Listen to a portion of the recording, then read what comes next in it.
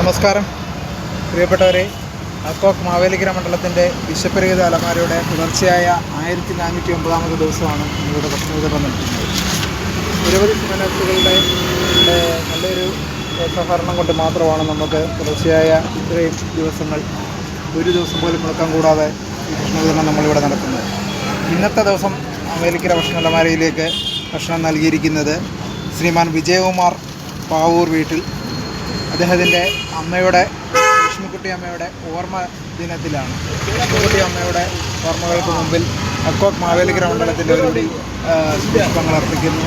അമ്മയുടെ ആത്മാവിൻ്റെ നിത്യശാന്തിക്കായി പ്രാർത്ഥിക്കുന്നു. അതോടൊപ്പം ഇന്നിവിടെ എത്തിച്ചേർന്നിരിക്കുന്നത് നമ്മളുടെ ഇവിടെ ഭക്ഷണം നമുക്ക് എത്തിക്കുവാൻ ഈ കുടുംബത്തോടെ സമീപിച്ച് അതിനുവേണ്ട പ്രവർത്തനം നടത്തിയ നമ്മളുടെ സെക്രട്ടറി കൂടിയായ രതീഷാണ്. രതീഷിനോടും നന്ദിയും കടപ്പാടും അറിയിക്കുന്നു. അതോടൊപ്പം തന്നെ ഇന്നിവിടെ എത്തിച്ചേർന്നിരിക്കുന്ന നമ്മുടെ ചേച്ചി, അതോടൊപ്പം തന്നെ നമ്മുടെ ശ്രീകുമാർ ഏട്ടൻ, വിശാല്,